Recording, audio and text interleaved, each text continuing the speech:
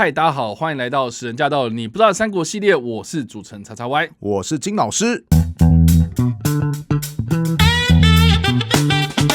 好的，欢迎回到我们的节目。我们这一集要来聊聊的是《三国》这个电视剧的第54集。这一集的内容是延续上礼拜的话题啊。我们上礼拜有提到周瑜出了很多馊主意嘛，其中一个馊主意呢，就是希望把孙小妹嫁给刚丧妻不久的刘备。那这个时候呢，在刘备这边呢就接招了嘛。孔明呢，当时他是怎么样猜这个招数的呢？他就直接跟刘备讲说，这个时候我们就应该要主动跑到江东去，把这个孙小妹给娶回来啊。那在启程之际呢，孔明呢就给了赵云3个锦囊啊。第一个锦囊呢就告诉他说，你到了江东就把它打开来哦，里面就写着说，你到江东之后呢，要大张旗鼓啊，让江东所有的人都知道说刘备要来娶孙小妹啦。那我就很好奇，想问金老师啊，这个刘备迎娶孙尚香的这个事件是在历史上真实发生过的吗？好，我要告诉各位一件事情，就是这个刘备去迎娶孙小妹是《三国演义》当中的情节。当你听到我这么说是《三国演义》的情节，代表什么意思呢？就是这是假的。我们来看《三国志》有一段记载，就是齐病死，什么意思？就是刘表的那个儿子刘琦他病死了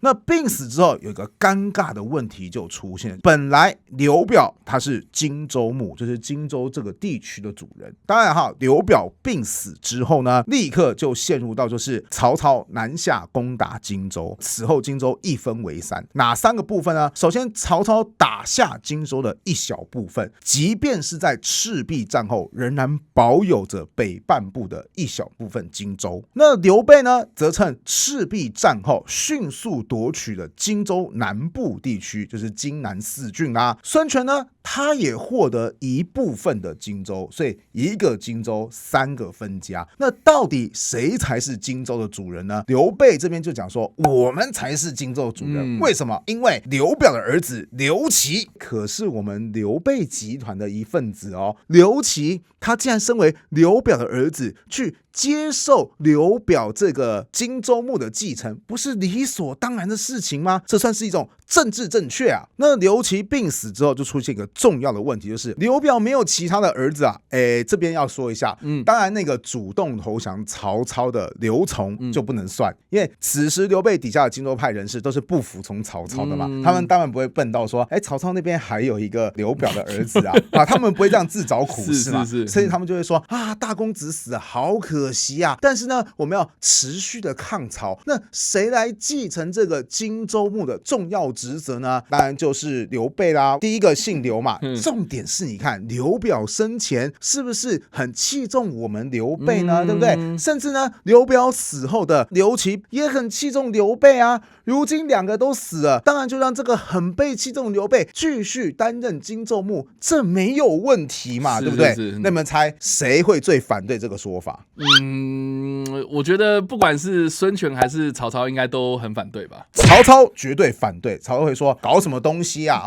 荆州牧是谁任免的？是东汉朝廷任免的。谁跟你讲说荆州牧死了就一定是儿子来接班 ？OK， 刘表他就不是老爸死了才去接班荆州牧啊。也对啦，以前是荆州这个地方的长官死了之后，刘表才入局的。顺带提，荆州的长官是谁杀死的？是孙坚杀死的。所以事情是江东孙家那边捅出来的篓子所以呢，根本不存在什么父死子继这回事。如果真的要有荆州牧，当然是由东汉朝廷派去的荆州牧，那才算数嘛，对不对？顺带提，当曹操讲说东汉朝廷派出去的荆州牧其实是怎么样？当然就是我曹操授意的荆州牧因为曹操已经掌握了东汉朝廷，掌握了所谓的政治话语权嘛，对不对？所以曹操他一定会反对，孙权他反而不会反对。为什么？因为孙权如果说对，刘备他不合格，那到最后是谁合格？一定是曹操派出来的人合格啊！哇塞，那不是比刘备更难搞？好歹刘备是我家盟友，要是空降的一个曹操指定的荆州牧，那我们孙刘联盟不是更头大？就是我们彻底成为乱臣贼子了嘛，对不对？所以呢，孙权反而觉得说对，刘备他够资格。所以为了要帮刘备撑腰，孙权还做了什么事情呢？《三国志》记载敬妹故好，什么意思？就是刘备啊，我很欣赏你啊，多欣赏你呢。我有个妹妹，我决定把我的妹妹许配给你。所以注意，从敬妹故好这4个字来看，不是刘备跑去江东迎娶孙权的妹妹，而是孙权主动把妹妹嫁到荆州去。所以那些什么啊，我给你3个锦囊啊，第一个锦囊你要大张旗鼓告诉大家说我们来娶妹妹了，这当然就是完全不存在的。当然有一点是存在，什么事情呢？后来《三国志》的史料继续记载着说，先主至今见权，什么意思？是说刘备就跑去见了孙权，但这应该是怎么样？就是这是人家妹妹嫁过来嘛，我们就成为儿女亲家了嘛。那我是不是应该去见个家长回个礼呢？所以是刘备接收到孙夫人这个政治伴侣之后，顺便去见了政治盟友，可不是说我还去找阿全，阿全妹妹说要给我，妹妹在哪里？可不是这个样子。哇，那这样听下来，这个小说当中或是电视剧当中有什么甘露寺招亲啊？对，该不会都是杜撰出来的吧？没错，包含我记得我小时候印象最深的一个场景是什么呢？就是后来刘备他不是跑到江东去嘛？是。那其实刘备心里面是非常的不安，他就想说，万一孙权想要弄死我怎么办？万一我回不去荆州怎么办？所以后来他不是跟孙权一起出去外面玩吗？他们就看到一块石头，是。然后这时候刘备就心里暗自想着说，如果我能够平安活着回去的话，就让我一剑砍断这个石头，就啪，石头就直接被砍断了。然后孙权就说，你干嘛发那么大脾气？你看每次砍石头，对啊，石头碍着你了吗？对不对？刘备就开始胡乱说，没有啦，我心里面在想说啊，如果我们能够打败曹操的话，就让我砍爆这个石头。你看我砍爆它，我们一定能够击败曹操。然后孙权说，真的哦，那我也来许愿吧。可是孙权真实的愿望是什么？就想说，如果我能够吞并荆州的话，就让我砍爆石头。砍下去，石头又被砍爆，然后两个人就相视大笑说，啊，你看我们的愿望都会实现哦。但是两个人都各怀鬼胎，唯一觉得不爽的就是那块石头。石头表示，为什么要砍我？干我什么事啊？对啊，你们好好的走过去不行吗？砍我到底要干嘛呢？这个当然也是假的哈，这只是小说的笔法，描述着说，虽然孙刘看起来是联盟关系，但双方其实暗潮汹涌，特别是双方在战略上都要抢占一个地区。什么地区？荆州嘛。没错，所以双方迟早会闹掰的。透过小说的这个笔法或是民间传说，为之后孙刘联盟的瓦解做下伏笔。那当然啦，你刚刚有提到什么甘露寺嘛？对，顺带一提，甘露寺还是京剧当中很有名的一个曲目或是段子，还有像我们刚刚讲的砍石头事件哈，其实呢都还蛮有文学性的。这就让我想到哈，我个人对南京这座城市一直都很想要去拜访看看，因为南京是中国著名的历史景点嘛，很多朝代都在这边设立首都嘛。顺带提孙权后来所建立的吴国也是在南京，当时叫做建业，建立了属于他们自己的首都。所以我就想说呢，我想去拜访看看。那南京有一个旅游区叫做中山旅游区，这个中山又可以称为紫金山，上面有很多的著名景点，比方说孙文国父的陵寝中山陵就在这个中山上面。还有谁呢？孙权纪念馆也在中山上面。OK， 为什么呢？因为中山它作为南京附近区域的一个山区，算是一个非常险要的地势，又听说风水很好，所以孙权就有讲过说，我死后就把我的尸体埋在中山上面。他是第一个在中山建立皇帝陵寝的君主。后来像是什么东晋有很多的君主，还有乃至于我们刚刚讲到的孙文，当然孙文不是君主啦，其实我很讨厌中山陵，因为陵是指皇帝坟墓的意思，孙文他不是皇帝，一个开创民国的人，你却说我们把他用皇帝的威仪给葬在那边，我其实觉得是一件很奇怪的事情。不过不管怎么样，有很多的重要政治人物就埋葬在中山上面，那首开先河呢就是这个孙权，所以在中山上面就有建立一个孙权纪念馆。顺带一提为什么是孙权纪念馆呢？因为孙权的坟墓不见了，啊，找不到吗？对，找不到，因为 OK 中山这个地方历经很多政权的更替，大家都在上面打来打去的，或是很多人在那边建坟墓，搞到最后，尤其是这个孙文建设坟墓的时候，又经过一段整顿，导致很多坟墓事后就找不到了。其中之一就是孙权的坟墓，只能说孙权坟墓一定在中山，但确切的地点呢，目前已经无法可考了哈，所以才会叫做孙权纪念馆。那我进去的时候就觉得说啊，这个纪念馆哈，首先它就是摆了一些雕塑哈，包含就是很多小船嘛，说什么赤壁之战嘛，因为那是孙权一生当中的最经典代表嘛，对不对？好，大部分的东西就是如果你是个熟悉的三国迷的话，我只能说你到馆门口打个卡，其实就差不多了，因为里面的东西其实含金量没有那么高。哦，那是不是应该要去合肥东西比较多嘞？我告诉你，你说到重点了。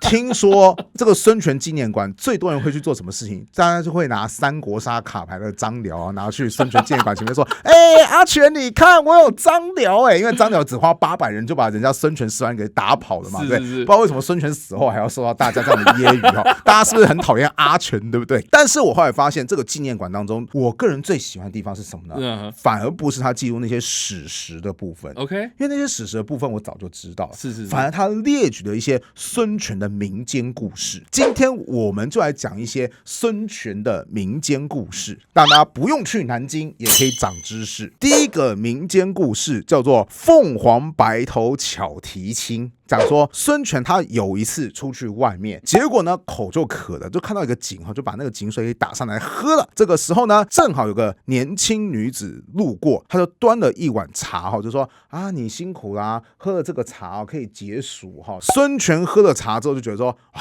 神清气爽，这个茶真的是好茶结果当时孙权就说：“谢谢，让我可以喝到这碗茶。这样子好了，我好像身上也没什么钱，我有个玉佩，这个玉也是蛮珍贵的，直接赏给你吧。”结果这个女子就说：“我不想要这个东西啊，不接受。”对，我不接受。结果也不知道为什么，孙权就说：“女人，你竟然敢不接受我的东西，你引起了我的兴趣。”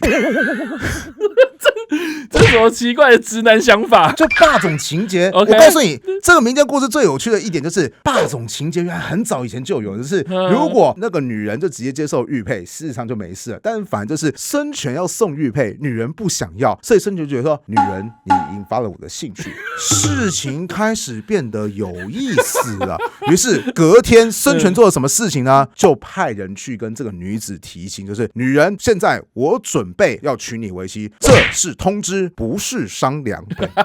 这么直接就对了。对 OK， 那女子怎么回答呢？女子怎么回答？因为是派使者来提亲嘛，对。然后女子就送了一幅画回去，她没有答应，她就送了一幅画。OK， 画的左边是一只凤凰，右边一片空白。孙权一看就说，事情又变得有趣了，这是什么意思呢？这个女人居然敢拒绝我，画一片空白的意思就是你如果真的要娶我的话，应该是我孙权亲自上门才对，怎么可以派遣使者呢？ OK， 有意思，从来没有女人敢拒绝我的要求。大臣们，给我5分钟时间，我要这个女人的全部资料。反正就是一个霸总文学的概念嘛， okay， 对不对？于是过一段时间之后呢，孙权亲自去到这个女子家中，拿着那幅画，在空白的部分就画了一个白头翁，并且题下了一段字，叫做凤求凰，共白头。意思就是说，女人，我要娶你，你答不答应？这个时候女子才说，我答应你。于是2个人从此以后结婚，过着幸福与快乐的生活。故事完毕。孙权是不是跟他爸一样，孙坚当时就带一群人，然后跑去那个吴夫人家，然后要说，女人，我就是要娶你了。对，我不晓得，反正故事就是这样子写的。我当时看到这个故事就说，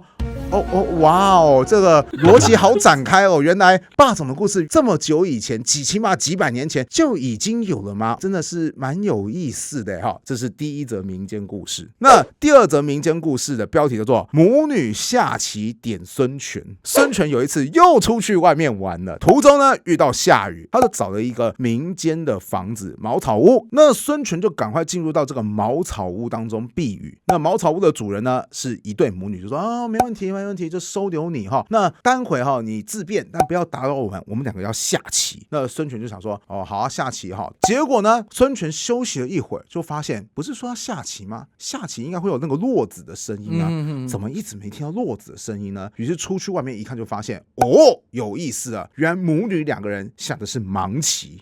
什么是盲棋？盲棋就是我不拿真正的棋子下在棋盘上面，有点像是什么17之14右上角小目，然后就这样直接报那个点，然后另外一个人叫凭记忆，然后也去下那个相对应的点，然后如果你下错了你就输了。OK， 比方说如果你下的是围棋，别人已经下好子了之后，你记错了，你说我也要下这个点啊，你就输了。然后呢，孙权就想说，这两个人这么厉害啊，好，那这样子好了，我孙权自认为我的棋艺也不差，我也想来下棋看看。那当时作为女儿的姑娘就想说，你也想要下棋啊？好好，来我们两个来下棋吧。结果连下2盘，孙权都输了。结果此时母亲就讲说，下棋啊，与带兵打仗一样，胸怀全局，朝朝留意，不可小视一兵一卒，方可取胜。孙权听一听想说，有道理，感谢赐教，雨停了。于是孙权就走出门外，离开了这对母女。故事结束啊，就这样。